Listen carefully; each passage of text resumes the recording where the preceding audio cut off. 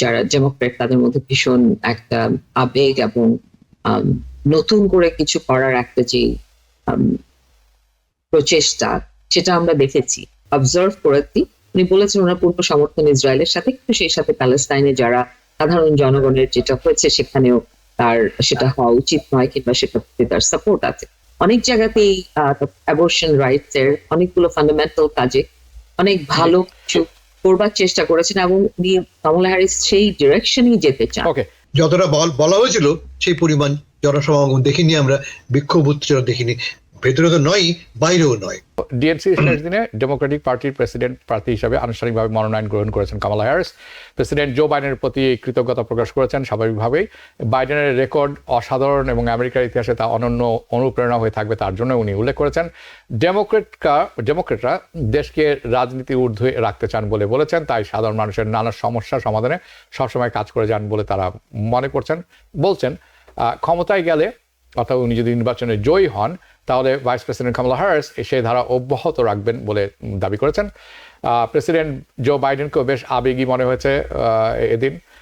বক্তব্যের এক পর্যায়ে তিনি হয়তো একটু বলেছেন তিনি অনেক ভুল করেছেন, অবশ্যই ভুল করেছেন, তবে দেশের জন্য তিনি নিজের সেরাটাই দিয়েছেন এবং হ্যারিসকে সমর্থন দিয়েছেন।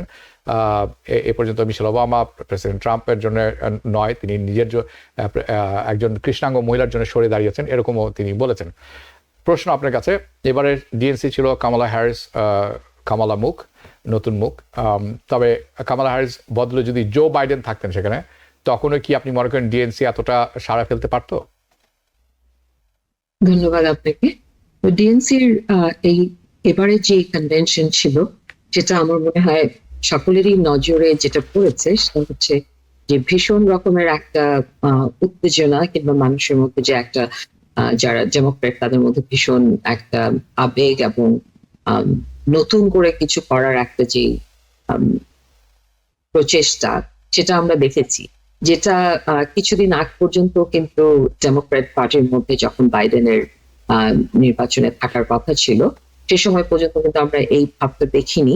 আর গতবার আমরা যদি বিগত কয়েকটি ডিএনসির সাথেও তুলনা করি, আমার মনে হয় যে ঠিক ওবামা যখন ক্যান্ডিডেট হয়েছিল, যেরকম একটা বিরাট উদ্দীপনা নিয়ে, আশা নিয়ে সবাই কনভেনশনে গেছে, সেরকমই একটা ব্যাপার এবারের কনভেনশনে নোটিস করা গেছে। এবং অনেক দিক থেকেই তারা ভীষণ রকমের আনট্রেডিশনাল ওয়েতে, কিংবা ভীষণ অন্যরকম ভাবে এবারের কনভেনশনটাকে ঢেলে সাজিয়েছেন আমি বলবো।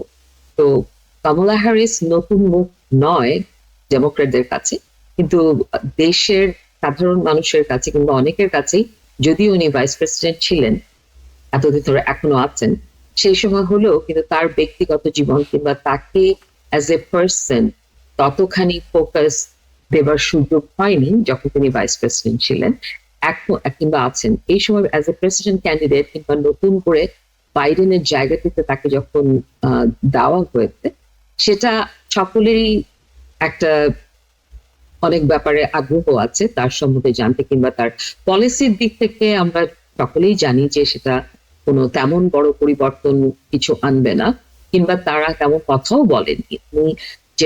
আমি যেটা লক্ষ্য করেছি যে তার নিজের ব্যক্তিগত জীবনটায় কিভাবে তিনি সাধারণ মানুষের সাথে নিজেকে রিলেট করতে পারেন, সেদিকটাতে অনেকখানি এমফাসাইজ করেছেন। and she gave the opportunity কিংবা নিজেকে নিজেভাবে এক্সপ্রেস করতে চেয়েছে who is she as a Kamala Harris, as an individual, কোথা থেকে তার ব্যাকগ্রাউন্ড এন্ড সাধারণ মানুষের সাথে সে করে কানেক্ট করতে পারে, তার নিজের জীবনের কথা, তার মায়ের কথা, সেটা অনেকখানি হাইলাইটেড হয়েছে। পলিসির ব্যাপারে যে কথাগুলো বলেছে, আমার মনে হয় সেগুলো খুব এক্সপেক্টেড ছিল। সেটা জো বাইডেনের পলিসি থেকে খুব বেশি শিফটেড কিছু বলেনি। যেমন প্যালেস্টাইনের ব্যাপারে, ইসরায়েল ইস্যুতে অনেকেরই হয়তো আশা ছিল যে সেখানে হয়তো আরো কোনো কিছু এমফাসাইজ হতে পারে, কিন্তু আমি যতখানি অবজার্ভ করেছি, উনি বলেছেন ওনার পূর্ণ সমর্থন ইসরায়েলের সাথে, কিন্তু সেই সাথে প্যালেস্টাইনে যারা সাধারণ জনগণের যেটা হয়েছে সেখানেও তার সেটা হওয়া উচিত নয়, কিংবা সেটা তার সাপোর্ট আছে। তো এটা এই পলিসির ব্যাপারটিতে যদিও কনভেনশনের বাইরে বিরাট প্রোটেস্ট চলছিল প্যালেস্টাইনের পক্ষে, তো সেখানে কিন্তু জো বাইডেনের যে নীতিমালা, তার থেকে খুব দূরে কিছু আমরা আশা করব না, কিংবা করা উচিতও নয়। তো ওভারঅল যে এই ব্যাপারটা হচ্ছে, যারা আপনি যেটা বললেন যে Biden try to give his best, and এই পর্যন্ত যদি আমরা ডোনাল্ড ট্রাম্পের সাথে এখন তুলনা করি, কিংবা যে পরিস্থিতিতে তিনি ক্ষমতায় এসেছেন, কিছু কিছু ব্যাপারে থাকবে, কিন্তু ওভারঅল যা কাজ হয়েছে সেখানে এখন ইনফ্লেশন যদি আমরা দেখি, আনএমপ্লয়মেন্ট রেট, কিংবা ওভারঅল ইকোনমিক কন্ডিশন, অনেক জায়গাতেই অ্যাবর্শন রাইটস এর অনেকগুলো ফান্ডামেন্টাল কাজে অনেক ভালো কিছু করবার চেষ্টা করেছেন, এবং কমলা হ্যারিস সেই ডিরেকশনই যেতে চান, ওকে, এর ঠিক আছে, বাইরে বুঝতে কোথাও পেরেছি। যেতে চাচ্ছেন না বলে আমার মনে হয়। হ্যাঁ, তার মানে হচ্ছে যে আপনি মনে করেন যে এই যে উৎসাহ উদ্দীপনা আমরা দেখলাম, এটা এই কামলা হ্যারিস নতুন মুখ থাকার কারণে বেশ কিছু মানে এনার্জাইজ বেস আমরা দেখতে পেয়েছি ডিএনসি, তাই তো মনে করেন আপনি? না, এটা দুটো কারণ আছে, দুটো তিনটে আমি বলবো। যে এখানে একটা কারণ হচ্ছে, যেহেতু ডেমোক্রেট, যদি এখন ট্রাম্প ভার্সেস বাইডেনকে নিয়ে কথা হয়, যে আমাদের দুজন ক্যান্ডিডেট সামনে ছিল, সাধারণ মানুষের কিংবা ডেমোক্রেটদের মধ্যে যেটা ভয় ছিল যে ট্রাম্পকে যদি ইলেকশনে না আনতে হয়, প্রেসিডেন্সিয়াল ইলেকশনে না জিততে দেওয়া যায়, তাহলে বাইডেনের বয়সটাকে নিয়ে অনেক ফ্যাক্টর করা হয়েছিল, যে তার এইজটা কি বড় একটা ফ্যাক্টর Okay, করেছে না, within the Democrat Party। সেটাই আমি তো বুঝতে পেরেছি। সেখানে তিনি অ্যাডভান্টেজ সেটা এনার্জাইজ করেছে, যে কমলা হ্যারিস উনি দিয়েছেন, এবং she is in the younger pool, Okay. জেনজিরা অনেক বেশি এনার্জাইজ হয়েছে। Right, জি। এটা একটা ফ্যাক্টর এনার্জাইজ করবার জন্য আমার মনে হয়। আর সেই সাথে বিভিন্ন ডাইভার্স কমিউনিটির, এটা first she is going to B the, যদি তিনি প্রেসিডেন্ট হন, first female president, plus first African American, Indian American, তো ইন্ডিয়ান, সে অনেকগুলো ঘটনা এখানে জড়িত হয়েছে তার এই ক্যান্ডিডেটসির পেছনে। Yeah, okay. আমার মনে হয় সেটা অনেক বেশি এনার্জাইজ করেছে জি। ডাইভার্স একটা। জি, ধন্যবাদ। আমি আসছি আপনার কাছে, হাসান ফেরদৌস, আপনার কাছে আমরা যাব। কামালা হ্যারিসের নির্বাচনী প্রচারণার আর বা নির্বাচনের সামনে আর বাকি আছে ৭৫ দিন। এরই মধ্যে হ্যারিসকে ট্রাম্পের বিরুদ্ধে বেশ কয়েকটি চ্যালেঞ্জ মোকাবেলা করতে হবে। আমরা ক্রমাগত শুনে আসছি, এসছি ইন্ডিয়ান, এসছি ব্ল্যাক, ওরেসি, এই ধরনের কথা এখনই শুনছি আমরা। প্রথমে ব্যাটল গ্রাউন্ড স্টেটগুলোতে হ্যারিসকে ভোটারদের আকর্ষণ করতে হবে, সেটি একটি বড় ব্যাপার হয়ে দাঁড়িয়েছে। আরেকটি হচ্ছে ইমিগ্রেশন নীতি, ইমিগ্রেশনের চাপের মধ্যে অনেক ব্যাপার আছে এখানে, যেটি আপনি ভালো করেই জানেন। এই যে নিজ দলের মধ্যেও একতা বজায় রাখাটাও হ্যারিসের জন্য একটি বড় চ্যালেঞ্জ হয়ে দাঁড়াবে, স্পেশালি বামপন্থী যারা আছেন, প্রোগ্রেসিভ, তাদেরকে একাট্টা করা। অনেকেই অনেক কিছু শুনতে চাচ্ছিলেন তার কাছে, স্পেশালি প্যালেস্টাইনের ব্যাপারে। বাইরে আমরা শুনলাম কিছুক্ষণ আগে যে ব্যাপক বিক্ষোভ চলছিল, সেটিরও কোনো একটা ভালো সুরাহা হয়েছে বলে আমি মনে করি না ডেমোক্রেটিক দিক থেকে। কিন্তু অনেক চ্যালেঞ্জ তার সামনে ৭৫টি দিন আছে, অনেকগুলো চ্যালেঞ্জ আছে। আপনি আর আমি কিছুক্ষণ আজ কথাও বলেছিলাম। প্রথম একটি শি ইজ ওমেন, আমরা কিছুক্ষণ আয়েশা দেওয়ার কাছে শুনলেন, একজন মহিলা মানুষ। আমেরিকা কি তৈরি কিনা একটা মহিলা প্রেসিডেন্টের জন্য। ইন্ডিয়ান অরিজিন, এটা একটা ব্যাপার। ট্রাম্প অলরেডি তাকে স্মিয়ার করছেন বিভিন্ন চ্যালেঞ্জে। সামনে ইকোনমিক এবং ইমিগ্রেশন চ্যালেঞ্জও আছে, যেটি অনেক বড় চ্যালেঞ্জ আমি মনে করি। কেউ ইমিগ্রেশনের ধারে কাছে দিয়েও যেতে পারেনি। আমি শুনবো আপনার কাছে। ধন্যবাদ হাবিব ভাই, সবাইকে শুভেচ্ছা। আমি শেষ থেকে শুরু করি, গাজা নিয়ে। যে আমরা সবাই ভাবছিলাম যে গাজা নিয়ে এই সম্মেলনটা 1968 এর মতো অবস্থা দাঁড়াবে। যাদের মনে আছে 1968-এ শিকাগোতে ডেমোক্রেটিক কনভেনশনে দল উপদলে বিভক্ত এরকম রক্তারক্তি কাণ্ড অবস্থা হয়েছিল কনভেনশন হলের ভেতরে। এবার তা হয়নি। ইনফ্যাক্ট আপনি যেটা বললেন অনেক বিক্ষোভ, আসলে তা নয়, বড় ২-৩ হাজার লোক জড়ো হয়েছিল। ফলে যতটা বলা হয়েছিল সেই পরিমাণ জনসমাগম দেখিনি আমরা, বিক্ষোভ উত্তেজনা দেখিনি, ভেতরে তো নয় বাইরেও নয়। কমলা কি করলেন খুব ইন্টারেস্টিং, আপনারা লক্ষ্য করেননি। দুটো জিনিস করেছেন কমলা। প্রথমত কমলা অ্যাকনলেজ করেছেন যে ইসরায়েলকে আমরা সর্বাত্মক সাহায্য দেব। এইটা ছাড়া আমেরিকায় কোনো রাজনীতিবিদের পক্ষে সার্ভাইভ করা সম্ভবপর নয়, আপনাকে থাকতে হবে ইসরায়েলের পাশে। কারণটা আমি ব্যাখ্যা করছি, আপনারা জানেন, বোঝেন। কিন্তু পাশাপাশি কমলা প্রথমবারের মতো অ্যাজ এ ক্যান্ডিডেট বলছেন কি, তিনি প্যালেস্টাইন জনগণের আত্মনিয়ন্ত্রণ অধিকার সমর্থন করেছেন। তিনি স্পষ্ট করে বলেছেন সেলফ ডিটারমিনেশন। ইসরায়েলের ভেতরে কিন্তু নেতানিয়াহু নিজে এবং তার ক্যাবিনেট বা দেশের ভেতরেও কেউ কিন্তু প্যালেস্টিনিয়ানদের আত্মনিয়ন্ত্রণ অধিকারের সমর্থক নয়। আমেরিকা বারবার বলেছে বটে 2 স্টেট সলিউশন, কিন্তু এত স্পষ্টভাবে কোনো ক্যান্ডিডেট এর আগে বাইডেন নিজেও স্পষ্ট করে বলেননি। ফলে কমল আমার বিবেচনায় নিজেকে বাইডেন থেকে সেপারেট করে ফেলেছেন তার এই বক্তব্যের ভেতর দিয়ে। ইনফ্যাক্ট যদি আপনি আবার শুধু বলবো আমি তার বক্তব্যটুকু, যতটুকু তিনি বলেছেন ইসরায়েল নিয়ে, তার চেয়ে অনেক বেশি বলেছেন তিনি প্যালেস্টাইনের জনগণের দুঃখ দুর্দশা, তাদের বর্তমান হতশ্রী অবস্থা নিয়ে। এটা একটা ব্যাপার। এই যে কনভেনশনে গেল, সবচেয়ে বড় তফাৎটা কি? আমরা 3 সপ্তাহ আগে দেখেছি রিপাবলিকান কনভেনশন। রিপাবলিকান কনভেনশনের মূল বক্তব্য ছিল গ্রিভেন্সেস, ট্রাম্প সাহেবের ব্যক্তিগত গ্রিভেন্সেস। আমি গত নির্বাচনে জিতেছি, আমাকে আমার নির্বাচন চুরি করে নেওয়া হয়েছে, ইত্যাদি ইত্যাদি।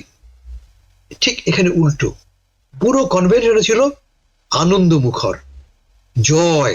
আপনারা যারা ওপরা উইনফ্রি দেখেছেন, ওপরা গান করে বলেছে জয় জয় জয়, 1 নম্বর। 2 নম্বর ফ্রিডম। তারা বিয়ন্সের গান ফ্রিডম ব্যবহার করেছে এবং বারবারই ফোকাস করেছে কিসে? ফ্রিডম। ফ্রিডম বলতে তার কি বোঝাচ্ছে?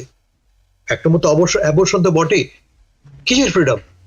আমি নারী, আমার দেহের ব্যাপারে সিদ্ধান্ত আমি নেব, রাষ্ট্র নয়, সরকার নয়, আমার কংগ্রেসম্যান নয়, আমি নেব, মাই ফ্রিডম। আমি ভবিষ্যতে কোন পথে চলবো, আমার সকল স্বাধীনতা নিশ্চিত করবে এই দাবি। ফলে ফ্রিডমটা ছিল এই সম্মেলনের ওভাররাইডিং স্লোগান। এটা 2। 3 নম্বর হোপফুলনেস। বাই ট্রাম্প সাহেবের স্লোগান কি? Make America great again. মানে গতকাল আমেরিকা অনেক মহৎ ছিল, আর সেখানে হ্যারিস কি বলছেন? We are not going back. আমরা পেছনে ফিরে যাব না, আমরা গতকালে ফিরে যাব না, আমরা লুকিং ফরওয়ার্ড, সামনে তাকাচ্ছি আমরা। বলে totally different convention from the one that Trump held গেল। আপনি বলেছেন চ্যালেঞ্জের কথা। অফকোর্স, প্রথমত হ্যারিসকে সবাই ভালো করে চিনিও না আমরা। এই কনভেনশনের ফলে জানা গেল লোকটা, এই নারী কে। আমরা অনেক বেশি লোক, 30 মিলিয়ন লোক টিভি দেখেছে। ইনফ্যাক্ট ডেমোক্রেটিক কনভেনশনের দর্শক সংখ্যা আরএনসির চেয়ে বেশি। ট্রাম্পের ভাষণ শুনেছে 24 মিলিয়ন লোক, হ্যারিসের ভাষণ শুনেছে 26 মিলিয়ন লোক। রেটিং এ হেরে গেছে ট্রাম্প। এই কথা তিনি যখন শুনবেন আরো তিনি ক্ষিপ্ত হবেন, আমরা জানি। তো তার প্রধান চ্যালেঞ্জ হচ্ছে নিজেকে পরিচয় করে দেয়া, আমি কে। তিনি কি বলছেন? আমি একজন সাধারণ আমেরিকান, তোমার মতো মানুষ। আমি একজন ইমিগ্রেন্ট, আমি খেটে খাওয়া মানুষের সন্তান, আমি তোমার মতো কষ্টে সিঙ্গেল মাদার পরিবারে বড় হয়েছে আমি, এবং দেখো আমি কোথায় আজকে এসেছি। এটা একমাত্র আমেরিকাতেই পসিবল, যেখানে আমার মধ্যে একটা পরিবার থেকে আসা মানুষ বিশ্বের সবচেয়ে পাওয়ারফুল নেতা হতে পারে, ব্যক্তি হতে পারে। এবং এটা তিনি খুব কনভিনসিংলি কনভে করেছেন আমাদেরকে, সাকসেসফুলি কনভে এটা করেছেন। ফলে প্রথম চ্যালেঞ্জ তিনি মিট করেছেন। সেকেন্ড চ্যালেঞ্জ হচ্ছে কি, ট্রাম্প সাহেব অলরেডি বলা শুরু করেছেন যে হ্যারিস অনেক বেশি লিবারাল, র্যাডিক্যাল। তাকে বলছেন তিনি কমিউনিস্ট, তার নাম দিয়েছেন তিনি কমরেড কমলা, বামপন্থী বলে। হ্যাঁ, কোনো সন্দেহ নেই। ট্রাম্পের বাইডেন তো নয়, কমলা হ্যারিসের যে ইকোনমিক পলিসি অনেক বেশি প্রগ্রেসিভ, যেখানে তিনি বলছেন তিনি রাষ্ট্রযন্ত্রকে ব্যবহার করবেন মানুষের ভাগ্য উন্নয়ন করবার জন্য। যেখানে রিপাবলিকানরা রাষ্ট্রের ভূমিকা কমিয়ে আনতে চায়, সেখানে ডেমোক্রেটরা বলছে না, আমরা রাষ্ট্রের যন্ত্রকে, সরকারকে ব্যবহার করব মানুষের ভাগ্য উন্নয়নে। Big difference. এবং সে অর্থে যদি আপনি বলতে চান সে র্যাডিক্যাল, ফাইন, কোনো সমস্যা নেই। কিন্তু যেভাবে ট্রাম্প আক্রমণ করছেন, রেসিস্ট মন্তব্য করছেন, আমার মনে হয় সেটা স্টিক করছে। ফাইনাল বলি আমি, 2টো বড় চ্যালেঞ্জ আপনি উল্লেখ করেছেন। ট্রাম্পের পক্ষে, আমেরিকার অধিকাংশ মানুষ মনে করে যে ইকোনমি অ্যান্ড ইমিগ্রেশন এই দুটো ইস্যুতে অনেক ভালো হ্যান্ডেল করতে পারবেন ডোনাল্ড ট্রাম্প সাহেব। এখন পর্যন্ত 45% আমেরিকান মনে করে এই 2 ইস্যুতে অনেক বেশি সাকসেসফুলি হ্যান্ডেল করতে পারবেন ট্রাম্প। সেখানে যদি কমলা হ্যারিসের কথা ওঠে, মাত্র 41%। ব্যবধান এখনো আছে 2টো। কিন্তু পক্ষে কি আপনি উল্লেখ করেছেন অ্যাবর্শন। ও অ্যাবসলিউটলি অ্যাবর্শন। অ্যাবর্শন মানেটা কি মাথা রাখতে হবে যে আমেরিকার সবচেয়ে বেশি ভোটার কারা? নারীরা। কিন্তু সবচেয়ে বেশি নাম্বার অফ ভোটার্স আমেরিকায় নারীরা। এবং গত 3টি নির্বাচনে যে ট্রাম্প হেরেছেন তার মূল কারণই হচ্ছে আমেরিকার নারী ভোটাররা। এবং এবারও অ্যাবর্শনের কারণে কোয়াইট লাইকলি ট্রাম্প হেরে যাবেন। 2 নম্বর ডেমোক্রেসি। 2020 সালে 2022 সালে দেখেছি আমরা, প্রধান স্লোগান ছিল কি? Democracy under threat. এবার কিন্তু আমরা শুনিনি সে কথা। সরাসরি বলেননি একবার বাইডেনের মতো কমলা হ্যারিস ডেমোক্রেসি আন্ডার থ্রেট। তিনি বলছেন কি যে আমরা ডেমোক্রেসিকে আপহোল্ড করব, ট্রাম্পকে উল্লেখ না করে। ট্রাম্পকে তারা আক্রমণ করছেন কি বলে যে ট্রাম্প স্বার্থপর।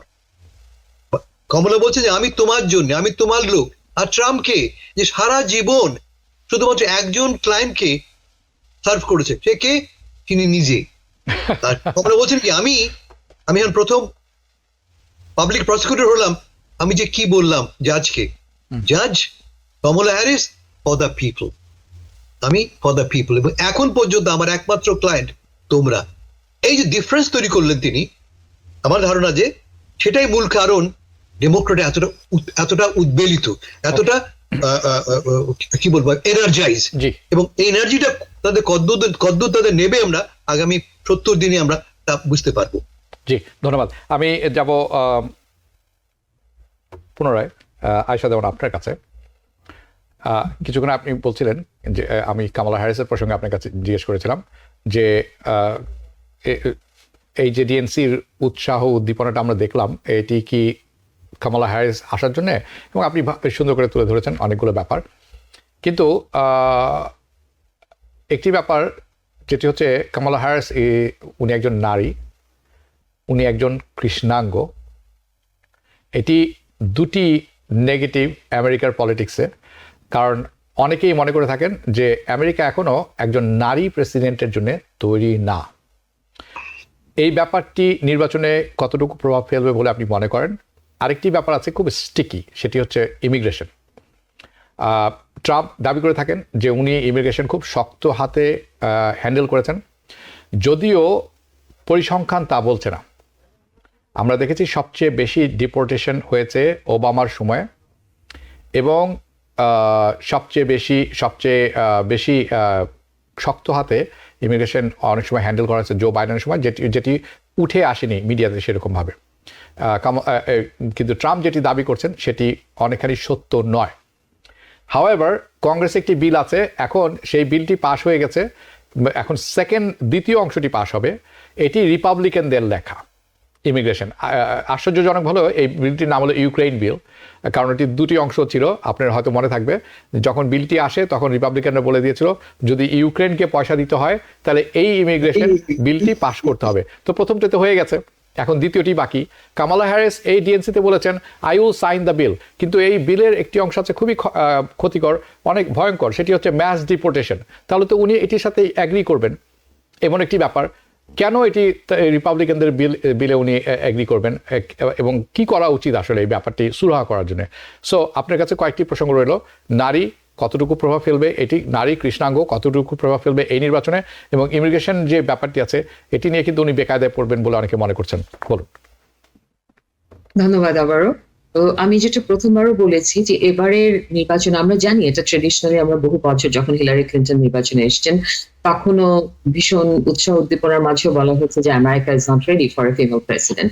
কিন্তু আমার মনে হয় এই 8 বছরে এই সময়ের মধ্যে কিন্তু অনেক কিছু পরিবর্তন হয়েছে, এবং আমাদের একটা জিনিস মনে রাখতে হবে যে এবারের নির্বাচনে, যেটা আমি হাসান ভাই আমরা দুজনেই বললাম, যে অ্যাবর্শন রাইটস একটা বিরাট ফ্যাক্টর হয়ে কাজ করছে, যেখানে যেটা ফ্রিডমের কথা বলা হচ্ছে, উইমেন ফ্রিডম, ফিমেল ফ্রিডম, সেখানে মেয়েদের একটা অনেক স্ট্রং সাপোর্ট বেস তৈরি হয়েছে ক্রস দ্য আইল, যেটা পিঙ্ক কালার সবকিছু হেদে অ্যাজ এ ফিমেল। আমরা জানি যে উনি যখন জো বাইডেন উইথড্র করলেন তারপর অলমোস্ট, আমি যদি নাম্বারটা ভুল না বলি, অলমোস্ট 2.5 লাখ হোয়াইট উইমেন একসাথে হয়ে first the white women for Kamala Harris যে কোয়ালিশনটা করলেন, এবং সেখানে তারা জুমে কল করেছিলেন। তো এরকম বিভিন্ন জায়গায় বিভিন্ন গ্রুপ এগিয়ে আসছে। আরেকটা জিনিস হচ্ছে যেটা জেনজি, এবারে যে নতুন জেনারেশন ভোটার আছে তারা একটা বিরাট পার্ট এবারের ইলেকশনের জন্য ভোটিং এ।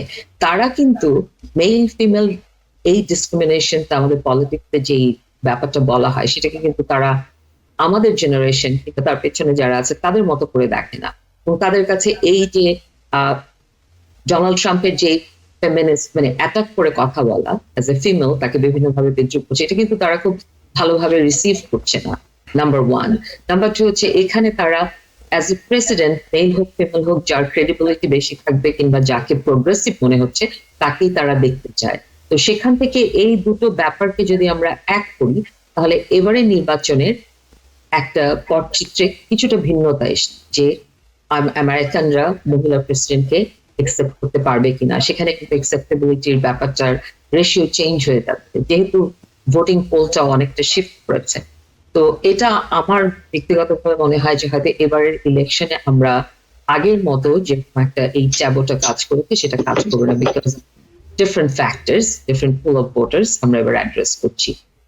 তো সেটাতে একটা অ্যাডভান্টেজ তো অবশ্যই আছে। আর যেটা বললেন যে হোপ অ্যান্ড পজিটিভ কথা শোনা, the new generation wants to here positive, যেটা রিপাবলিকান ক্যাম্পেইন থেকে আমরা বরাবর দেখছি যে ভীষণ রকমের নেগেটিভ ক্যাম্পেইন হচ্ছে, যেটা হাসান ভাইও বলেছেন, এবং আমরা like we are almost tired to hear that make America great again, এবং যতবার কথা বলেন ততবারই ভীষণ পেসিমিস্টিক টোনে কথা হয়।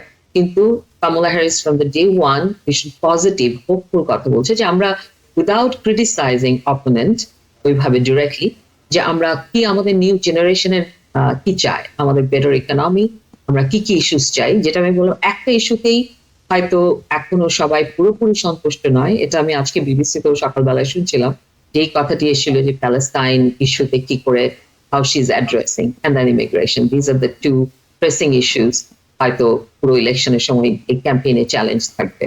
তো প্যালেস্টাইন ইস্যুতে তার সাপোর্ট সে দিয়েছে, যেটা আমি একটু আগেও বলেছি, সাপোর্ট দিয়েছে ইসরায়েলকেও বলেছে, কাইন্ড অফ ব্যালেন্স অ্যাক্ট। কিন্তু সে চেষ্টা করেছে আর ওপিনিয়নটা সেভাবে এক্সপ্রেস করতে, which is a good indicator for new generation too, কারণ তারা এটা শুনতে চাচ্ছে।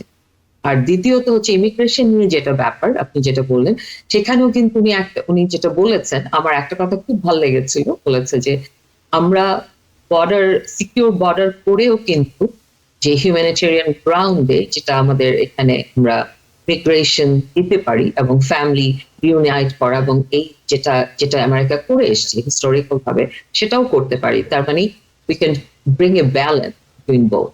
তো যেই ব্যাপারটা আমার মনে হয় একটু ডিফারেন্ট দেন বলা যে আমরা একদম বর্ডার সিল করে দেবো সবাইকে, যেটা প্রোপাগান্ডার মতো মানে এতদিন ধরে কথা হচ্ছে যে না একেবারে কিছু করা হবে না। আর আমরা হিস্টোরিক্যালি কিন্তু আপনি যেটা বলেছেন যে ট্রাম্প সরকার কিংবা রিপাবলিকান সরকাররা বরাবরই অনেক অনেক বলেন ইমিগ্রেশনের ইস্যুটাকে তারা অ্যান্টাই ডেমোক্রেট ইস্যু হিসেবে কাজে লাগান, যে ডেমোক্রেট আসলেই ইমিগ্রেশন ল একেবারে লুজ হয়ে যাচ্ছে, বর্ডার একেবারে খুলে দেওয়া হচ্ছে, সব ঢুকে যাচ্ছে, which is not true। আমরা জানি ওবামা সরকারের সময় সবচেয়ে বেশি ডিপোর্ট হয়েছে, যতখানি হয়েছে সেটা কিন্তু হয়তো ট্রাম্প সরকারের সময় হয়নি।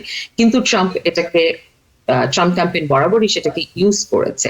তো এবার কামালা হ্যারিসের ক্যাম্পেইনের আমি স্পিচ থেকে যতখানি বোঝা যাচ্ছে যে they want to utilize that as a good balance, এবং সাধারণ মানুষের কাছে হয়তো সেভাবেই প্রেজেন্ট করবে। কারণ দুটো ব্যাপারই খুব ইম্পর্টেন্ট, যে বর্ডার সিকিউরিটি যেমন ইম্পর্টেন্ট, তেমন আমাদের ইমিগ্রেশনে যেভাবে এত বছর ধরে আমেরিকান পলিসিতে ইমিগ্রেশন যেসব অপ্রেস মানুষকে এখানে আসবার জন্য জায়গা দেবার জন্য যে সিস্টেমটি আছে সেটাকেও সাপোর্ট হবে।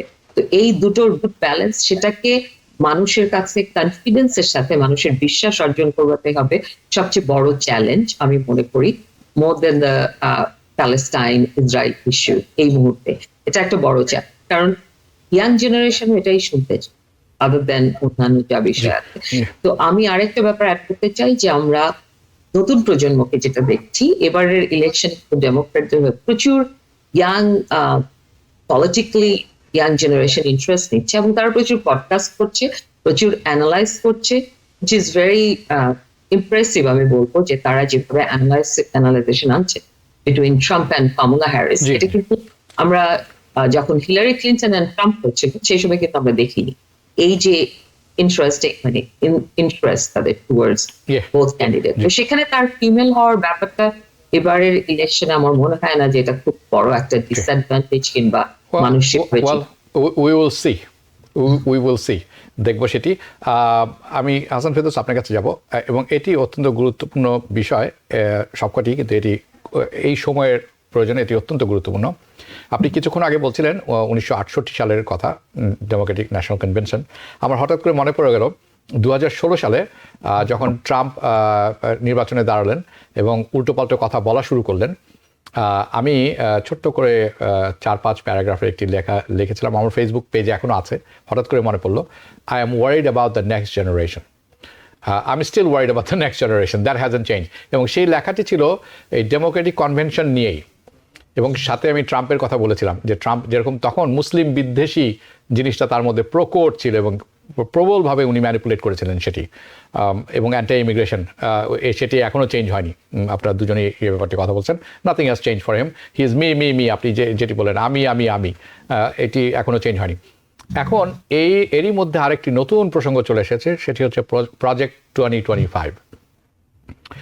অনেকেই শুনেছেন কথাটি, কিন্তু অনেকের কাছেই পরিষ্কার না প্রজেক্ট 2025 জিনিসটি কি, কেন রিপাবলিকানরা এটি করার চেষ্টা করছেন, এবং ট্রাম্প অস্বীকার করেছেন যে উনি এটির সাথে জড়িত না। যখন ওনার নাম চলে আসলো, এখন উনি অস্বীকার করছেন যে উনি না এটার সাথে, কিন্তু বিভিন্ন পাতায় আমি দেখেছি ট্রাম্পের নাম লেখা আছে এই ডকুমেন্টে। 327 নম্বর পেজে আমি দেখেছি, 9 নম্বর পেজে দেখেছি। আমি আপনার কাছে শুনতে চাই প্রজেক্ট 2025টি কি, কেন, এবং কেন এটি খুবই ভয়ঙ্কর, এটি হলে কি হতে পারে। জি ধন্যবাদ। এই প্রজেক্ট 25 একটি নীল নকশা ট্রাম্প প্রশাসনের পরবর্তী 4 বা 8 বছর বা বিয়ন্ড, এই 8 বছরের বাইরে আরো দীর্ঘ সময় যদি তারা ক্ষমতায় থাকে, তারা কিভাবে দেশ শাসন করবে তার একটা ব্লু প্রিন্ট কেমন তৈরি করেছে হেরিটেজ ফাউন্ডেশন, আমেরিকার খুব কনজারভেটিভ একটি বিখ্যাত থিঙ্ক ট্যাঙ্ক। এবং এই প্রজেক্টের পেছনে কাজ করেছে প্রায় 33 জন ট্রাম্প প্রশাসনের প্রাক্তন কর্মচারীরা, যারাই ট্রাম্পের সঙ্গে কাজ করেছেন এমন 33 জন এই প্রজেক্টের সঙ্গে জড়িত। এবং প্রথম দিন থেকে এটি ট্রাম্পকে মাথায় রেখে তৈরি করা। ইনফ্যাক্ট গত সপ্তাহে এই প্রজেক্টের যিনি ডিরেক্টর, তিনি এক ভিডিও সাক্ষাৎ, তার অজ্ঞাতে ভিডিও নেওয়া হচ্ছিল, একটি ব্রিটিশ মিডিয়া কোম্পানির সাথে তিনি সাক্ষাৎকার কথা বলছিলেন, তিনি জানতেন না যে রেকর্ডেড হচ্ছে, এবং তিনি স্বীকার করেছেন যে এই প্রজেক্টের পেছনে বড় ব্লেসিং দিয়েছেন ডোনাল্ড ট্রাম্প সাহেব। যে মুহূর্ত থেকে ডেমোক্র্যাটরা আক্রমণ করা শুরু করলো এই প্রজেক্ট 2025কে, তখন থেকে ট্রাম্প নিজেকে এই প্রজেক্ট থেকে দূরে সরিয়ে আনার চেষ্টা করছেন। কিন্তু দূরে সরিয়ে আনা খুব ডিফিকাল্ট, কারণ হচ্ছে যে ট্রাম্পের যে সমস্ত পলিসি ডিক্লারেশন তার সবগুলি কিন্তু এই প্রজেক্টের মধ্যে আছে। মূল লক্ষ্যটা কি? মূল লক্ষ্য হচ্ছে ট্রাম্পকে একজন সর্বক্ষমতাময় প্রেসিডেন্ট হিসেবে দাঁড় করানো। আপনারা জানেন যে কয়েক মাস আগে সুপ্রিম কোর্ট অলরেডি সিদ্ধান্ত দিয়েছে যে প্রেসিডেন্ট থাকাকালে প্রেসিডেন্টের বিরুদ্ধে কোন রকমের ক্রিমিনাল অফেন্সের জন্য, কোন ক্রিমিনাল অফেন্স অভিযোগে তাকে দোষী সাব্যস্ত করা যাবে না, তিনি ইমিউন, তিনি ধরাছোঁয়ার বাইরে। এই যে প্রজেক্ট 25, তাতে এই কথাটা মাথায় রেখে এমনভাবে সাজানো হয়েছে যার ফলে ট্রাম্প প্রেসিডেন্ট নন, তিনি রাজা হয়ে উঠবেন। আমি দু একটা এক্সাম্পল দিই আমি। যেমন এখন নাই, হিস্টোরিক্যালি আমেরিকায় justice department independent, justice department সঙ্গে হোয়াইট হাউসের সম্পর্ক খুব মিনিমাল। আমাদের জাস্টিস মিনিস্টার, আমাদের এখানে অ্যাটর্নি জেনারেল ইন্ডিপেন্ডেন্টলি অপারেট করেন। কিন্তু এই প্রজেক্ট 25 বলা হচ্ছে যে জাস্টিস ডিপার্টমেন্ট ভাবে হোয়াইট হাউসের অনুগত, হোয়াইট হাউসের সিদ্ধান্ত অনুসারে চলবে জাস্টিস ডিপার্টমেন্ট। আমি আরেকটা এক্সাম্পল দিই আমি। এরা ওপেনলি পাবলিক শিক্ষার বিরুদ্ধে ক্যাম্পেইন এখানে উল্লেখ করা হয়েছে, এবং তারা শিক্ষা দপ্তরকে এলিমিনেট করার প্রস্তাব রেখেছে, বাতিল করে দিতে হবে। তারা ন্যাশনাল অ্যাবর্শন ব্যানের কথা বলেছে। আপনারা জানেন এখন অ্যাবর্শন নিয়ে তর্ক হচ্ছে, এবং সুপ্রিম কোর্টের সিদ্ধান্তের পরে এখন রাজ্য পর্যায়ে, অঙ্গরাজ্য পর্যায়ে যারা সবাই সিদ্ধান্ত নিচ্ছে। কিন্তু এখানে প্রস্তাব করা হচ্ছে যে জাতীয়ভাবে সেন্ট্রালি ন্যাশনাল অ্যাবর্শন ব্যান করা হবে। গেল শুধু তাই না, নতুন একটি তারা দপ্তর তৈরি করবে, যে দপ্তরে কিভাবে এই অ্যাবর্শন ব্যান ইমপ্লিমেন্টেড হচ্ছে, পালিত হচ্ছে, তা মনিটর করবে। মানে একজন নারীর শরীরের উপরে সার্বক্ষণিক পর্যবেক্ষণ করবে কে? সরকার, রাষ্ট্র। গেল সবচেয়ে বড় ভয় আমার কাছে যে এতে খোলামেলা ভাবে বলা হয়েছে যে ট্রাম্প মানে পরবর্তী প্রেসিডেন্ট এই প্রজেক্টের নীল নকশা অনুসারে ফেডারেল ওয়ার্কফোর্সকে ঢেলে সাজাবেন। ফেডারেল ওয়ার্কফোর্স তিনি প্রয়োজন মতো 1/3 কেটে দেবেন। কেন? তারা যথেষ্ট লয়াল নয় বলে। এদের জায়গায় লয়ালিস্ট এমন অন্তপক্ষে 50,000 মিনিমাম 50,000 নতুন লোককে অ্যাপয়েন্টমেন্ট দেওয়া হবে, যারা ট্রাম্পের প্রতি, ট্রাম্প মানে পরবর্তী প্রেসিডেন্টের প্রতি ব্যক্তিগতভাবে অনুগত থাকবেন। আমি আরো বেশি বলতে আমি চাই না। মধ্য কথা দাঁড়াচ্ছে এই যে এমন এক রাষ্ট্র ব্যবস্থা গড়ে তোলা, যে রাষ্ট্র ব্যবস্থায় প্রেসিডেন্ট হয়ে উঠবেন রাজা। রাজা মানে যার ক্ষমতার কোনো সীমা পরিসীমা নেই, যা খুশি তিনি করতে পারেন। যদি এই প্রজেক্ট বাস্তবায়িত হয়, তাহলে আমেরিকার যে চরিত্র, গণতান্ত্রিক চরিত্র, তা সম্পূর্ণ বদলে যাবে। ফলে যেভাবে হোক, যে কোনো মূল্যে হোক, এই প্রজেক্টকে রুখতেই হবে। নিউ ইয়র্ক থেকে সম্প্রচারিত TVN 24 টেলিভিশন বিশ্বজুড়ে বাঙালির কণ্ঠস্বর।